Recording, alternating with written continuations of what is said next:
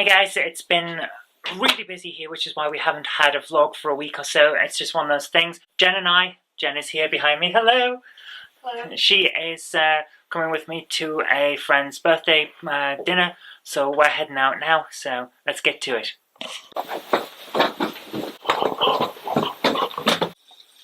So it's been a really busy time, guys, and it's just one of those things. I've had the council meeting, and I'll put what I said at the council here. Without a robust 5-year housing plan, the council has lost and continues to lose several planning appeals each year. Can the executive member please inform the council how much in total, that's including but not necessarily limited to, the legal costs to the council, the costs awarded against the council, officers' time and so forth, that the council has had to spend on planning appeals that we have lost in whole or in part due to not having a robust 5-year housing plan since the Mill Lane appeal, also known as the Blackwood appeal, was decided. A £2 million budget was set under the previous leader of the council for the restoration and renovation of West Horton Town Hall. Since that time, multiple Halfpeners have asked me what their money has been spent on because they can't see any work being carried out on the town hall. Can the leader please inform the council how much of the £2 million fund has actually been spent so far and what it has been spent on? The motion before us from Councillor Hayes is a prime example of how the guillotine that we have in place in these meetings can lead to issues being held over past the point at which they're relevant. Councillor Hayes states in his motion that the government has still to present to the public a deal with the European Union. At the time that he submitted this motion, that was true, but only because the EU kept moving the goalposts and wanted to add in extra topics that weren't part of the Brexit negotiations before. And they're still doing that, by the way. But the fact of the matter is, we now have a deal, it's right here, published by the government, so the reason for this motion has become moot. I urge Councillor... I have read it. I've read it and annotated it. Sorry about that. I urge Councillor Hayes to consider withdrawing his motion on that ground. Moving on to the rest of the motion, Councillor Hayes claims that the UK economy is the slowest growing in Europe, which is simply untrue, as Councillor Cox has already said. The latest figures show the UK's GDP grew by 0.6% from July to September, and these are pretty much the latest figures you can get. The only other EU country to match that was Spain. Everyone else had slower or negative growth, like Germany. 0.6% growth comes straight after a 0.4% growth in the UK's GDP for the previous period. So we are in fact seeing the fastest growth of the UK economy for nearly 2 years. Moving on to Councillor Hayes' claim that Brexit-related inflation was causing a cost of living increase, I honestly don't know where he's getting his figures from, because the only place I could find corresponding information was from The Guardian, so perhaps he should expand on his reading material. I did find an equally doom and gloom report on inflation, although it did seem to, at the time, fit the bill. But what was actually in that article was a 2013 article about from the Daily Mail that blamed the cost of living increases on the price rise of gas. And that is still an issue, by the way, and it won't go away. It won't change whether we stay in the EU or whether we leave the EU. But sadly, we're not here to debate that. It's an important issue, but tonight we can't do it because we've got to deal with the Lib Dems complaining about Brexit instead. So let's do that. Apparently Airbus, Vauxhall Motors, BMW and others are worried about the impact on British manufacturing. Why?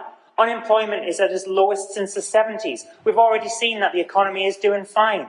I know he hasn't spoken about the optimistic predictions of other companies, so again, perhaps he should broaden his reading. But let's move on.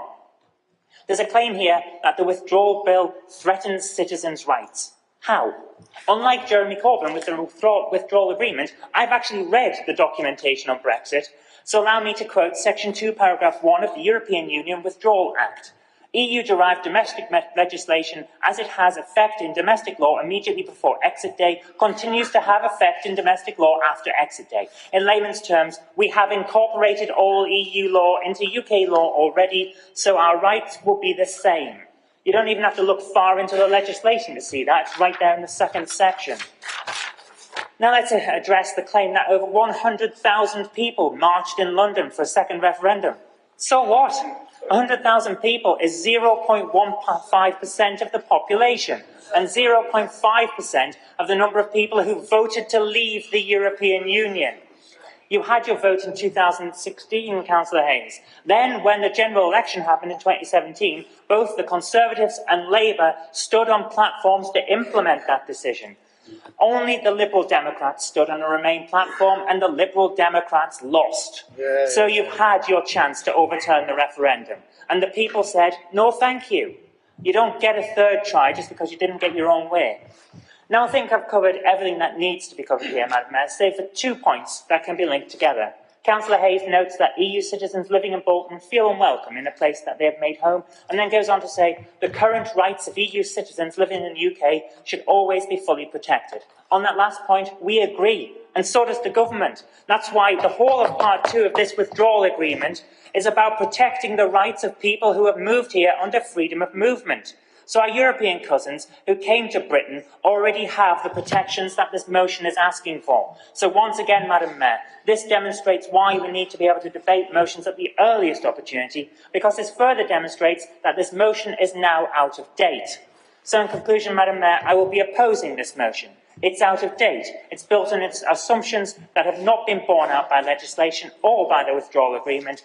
It's built on claims from selected third parties that can be easily debunked. And above all else, it flies in the face of the majority of Bolton's citizens who voted to leave the European Union when they took part in the referendum, which is, of course, the only vote that will matter on this subject. And then after that, it's just been work. But it's one of those situations. It's just been a really busy time. Jen is making faces at me off camera just because she thinks it's funny. But it's been so busy, and it's been busy with stuff that I haven't been able to explain to you or put on video because it's casework.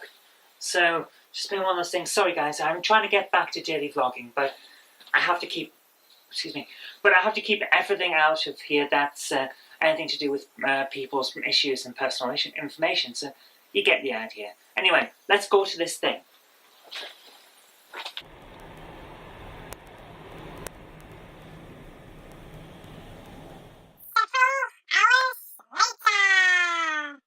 Yes, roll the record. In Barry, do you want to come, guys? That sounds very 1980s. I know. Oh my goodness, always a great meal, yeah. I love coming here, it's my favourite place, Barchi, and we've had a very good night. I'm talking to my camera, Jen. I'm talking to my friends that live in my computer.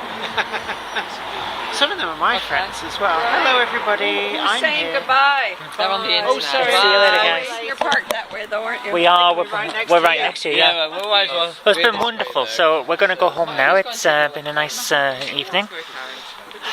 It might be dark, but it's actually not as late as we thought.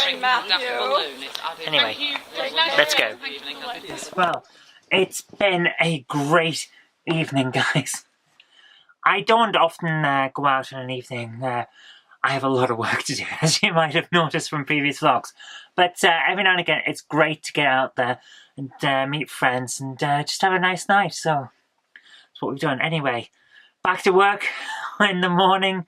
Won't be tonight, it's too late. Back to work in the morning, so see you then. Bye.